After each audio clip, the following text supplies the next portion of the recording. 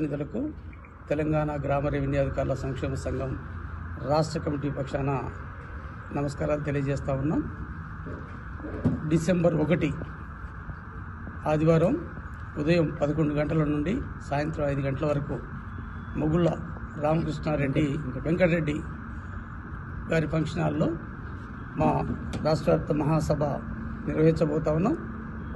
విఆర్ఓల ఆత్మీయ సమ్మేళన దానికి రాష్ట్రంలో ఉన్నటువంటి ప్రతి విఆర్ఓ సోదర సోదరిమణులందరూ కూడా వేలాదిగా తరలి వస్తున్నారు. ఎందుకొరకు ఈ ఆత్మీయ సమ్మేళనం పెడుతున్నామంటే, ఈ ఆత్మీయ సమ్మేళనం వెనుక ఎంతో కంఠశోష ఉంది, ఎన్నో నష్టాలున్నాయి, కష్టాలున్నాయి. గత ప్రభుత్వం యొక్క నియంతృత్వ ఆలోచనలతోటే, అశాస్త్రీయమైనటువంటి విధానాలతోటే ఎంటైర్ రెవెన్యూ డిపార్ట్మెంటు చిన్నాభిన్నమైంది.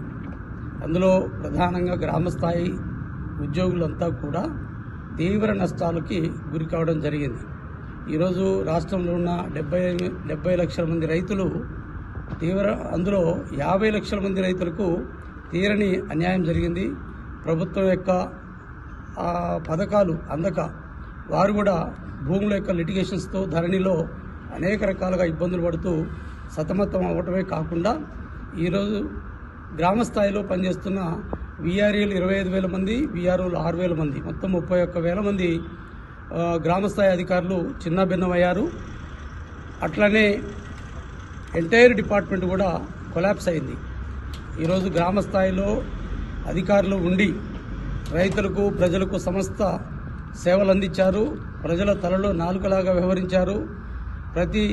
ప్రజల యొక్క దైనందిన జీవితంలో ఎంతో ప్రభావితం చూపే విధులు బాధ్యతలు నిర్వహించడం జరిగింది.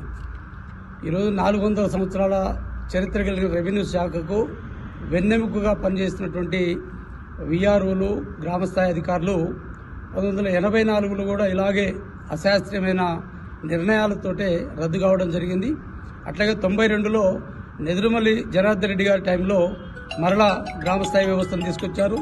అట్లాగే 2002లో కూడా మళ్ళీ వ్యవస్థను రద్దు చేశారు, రెవెన్యూ వ్యవస్థను.